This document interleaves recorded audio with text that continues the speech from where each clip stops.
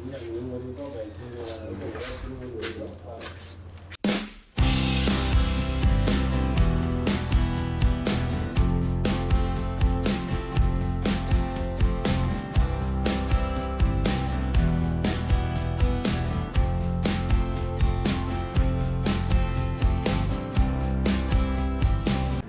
araw mga kabayan.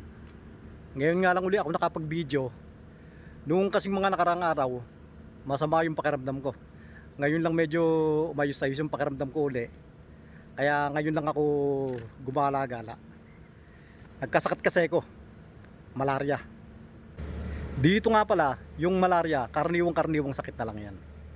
At madali lang gamutin. Ako nung pumunta ako ng clinic, noon lang Linggo, Lunes, ngayon Martes, medyo okay na yung pakiramdam ko. Bukas papasok na ako niyan.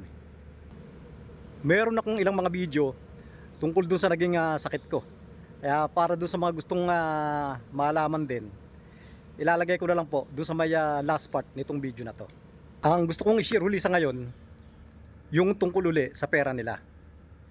Nung kasing Biyernes, nakita ko nagpapasweldo ng mga porter doon sa may warehouse. At nung makita ko yung mga pera, natatawa ako na naaawa doon sa mga sumasahod. Para nga pala doon sa mga bago lang sa channel natin, dito ang palitan ng dollar, $100, 600,000 SSP. Ganun kalaki yung palitan. Pero nung bagong dating pa lang ako dito, yung $100, 400 SSP lang. Ganun kalaki yung binagsak.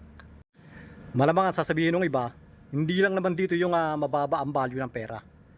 Marami ring mga ibang bansa na yung value ng pera nila mababa rin masyado. Kagaya ng Iran. Yung Iran yata yung pinakamababa sa ngayon eh. Ang sa Iran, yung $100 yata, mahigit 4 million.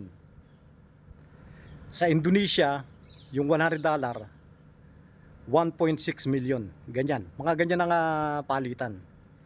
Pero dun sa mga bansa na yon, ang pinakamalaking banknote nila, kagaya sa Iran, meron silang isang pirasong papel lang, 100,000.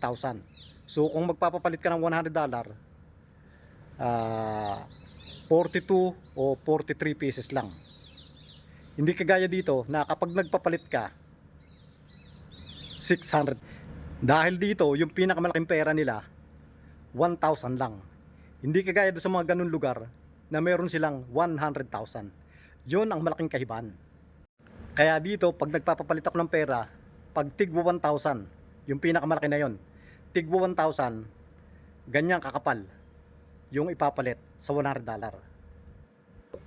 Ang pera nga pala nila dito, 1,000, 500, 100, 50 at 20, 10, 5. Pero yung mga maliliit kagaya nung 5, 10, 20, matagal nang hindi ginagamit yan. Pero kamakailan lang nagdeklara yung gobyerno nila na kailangan daw gamitin uli yung mga maliliit na pera nila. Kaya ngayon nga ganun ang nangyayari. Meron akong video nung nakaraang buwan nung nagpadala ako ng pera doon sa bangko. Nakita ko mismo ang ibinibigay doon sa mga nagwi-withdraw, tig 50. Kaya yung mga nagwi-withdraw, meron talaga silang mga dalang bag. Doon nila nilalagay yung mga pera nila. At nung Biyernes, nakita ko naman doon sa warehouse nga, nagpapasahod, merong tig pa 5. Kaya grabe, nakakaawa yung mga sumasahod. Yung pera nga pala nila, kung i-convert sa peso, yung 1,000 nila, 10 pesos. Yung 100, piso na lang yon. Yung 10, 10 centimos na lang yon. At yung 5, 5 centimos na lang yon. Ganong kaliit yung value nung tigpa 5 na yon. Dito yung 10 SSP, pag ibinigay mo sa pulube, hindi tatanggapin yon. Baka ibabalik lang sa'yo. Ako sa totoo lang, matagal na akong hindi nakakahawak niya 5, 10, 20 na yan.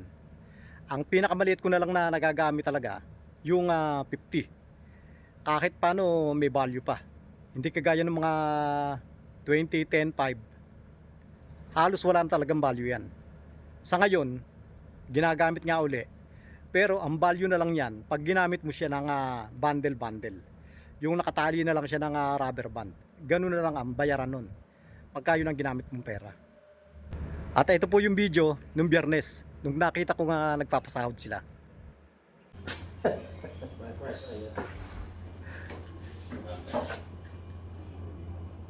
555, 10, 20, 20.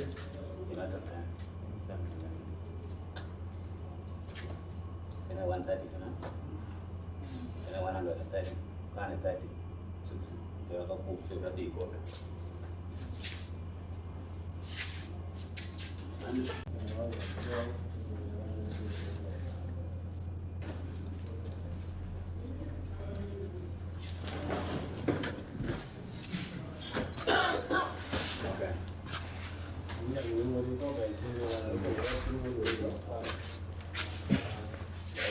At yun namang sa naging sakit ko, yung malaria nga.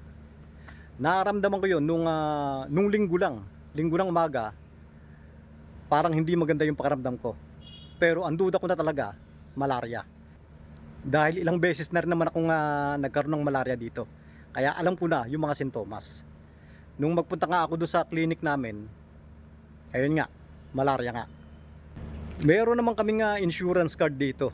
Kaya pag magpapagamot, walang problema. Bali, ang naging gastos ko lang yung pamasahe ko doon sa boda-boda. Noong mga nakaraang nagkaroon ako ng malaria, ang ibinibigay lang sa akin, tablets lang. Dati na dextrose na rin ako, pero matagal na yon, yung unang-una lang. Pero yung mga sumunod, puro tableta lang.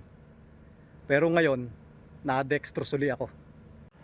At yung misis ko, ang lagi niyang tinatanong, kung hindi daw masakit yung nakatusok do sa may kamay ko. Sa totoo lang, hindi naman masakit. Minsan nga mawawala sa loob mo na merong nakatusok. Kung hindi mo lang makita o kaya yung masage, mawawala na sa loob mo. Hindi masakit yung nakatusok na yon.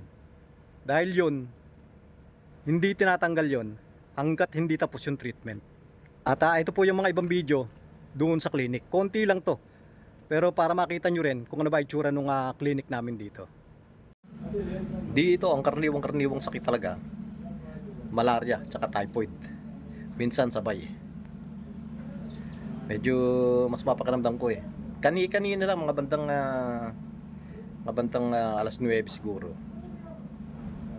Ngayon nga pala ang oras alauna na ng hapon. Nung maramdaman ko mga bandang alas 9, medyo giniginawa na ako eh. At hindi nga pala ako uminom ng paracetamol.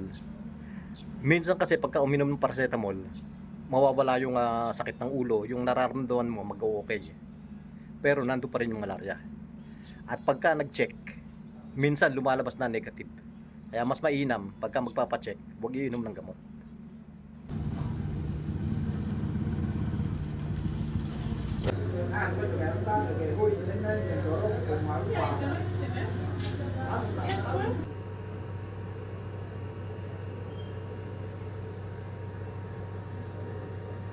When you put it like that, yeah, yeah, there is time for going.